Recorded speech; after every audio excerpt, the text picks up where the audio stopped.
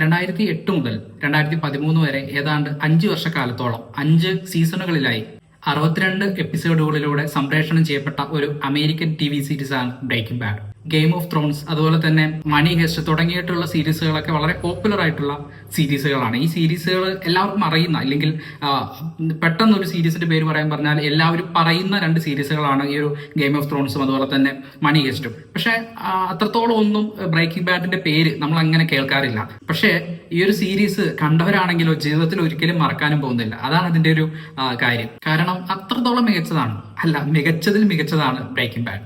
പകരം വെക്കാനില്ലാത്ത ഫ്രെയിമുകളും ഷോട്ടുകളുമാണ് ഈ ഒരു ബ്രേക്കിംഗ് ബാഡ് സീരീസിലുള്ളത്.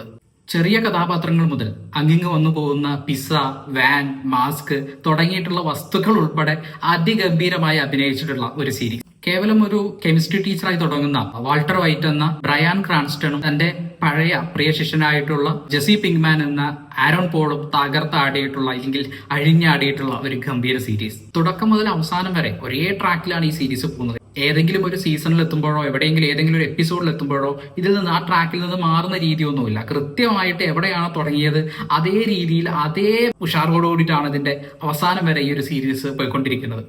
ബ്രേക്കിംഗ് ബാഡ് മറ്റു സീരീസുകളെ വെച്ച് നോക്കുമ്പോൾ ഒരു ബ്രഹ്മാണ്ഡ സീരീസ് അല്ല. അതുപോലെ തന്നെ കൃത്രിമ ലോകങ്ങളോ കഥാപാത്രങ്ങളോ ഇല്ല.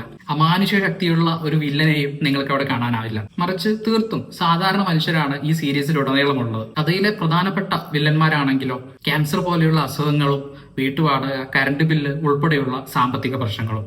ഇതൊക്കെ കേട്ടിട്ട് ഇതൊരു പഴയ ഒരു ടൈപ്പ് അവാർഡ് പടമാണെന്നൊന്നും ആരും തെറ്റിദ്ധരിക്കരുത്.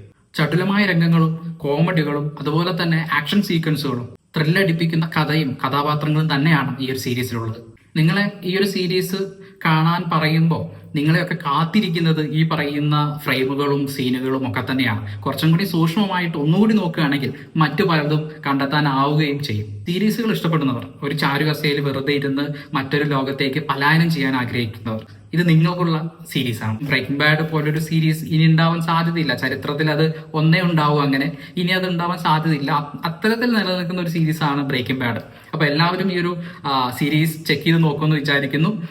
അതുപോലെ തന്നെ ഇതുമായി ബന്ധപ്പെട്ടുള്ള അഭിപ്രായങ്ങൾ കമന്റ് ബോക്സിൽ ഉണ്ടാവുമെന്ന് പ്രതീക്ഷിക്കുന്നു. അപ്പൊ നമുക്ക് മറ്റൊരു വീഡിയോയിൽ കാണാം. ബൈ.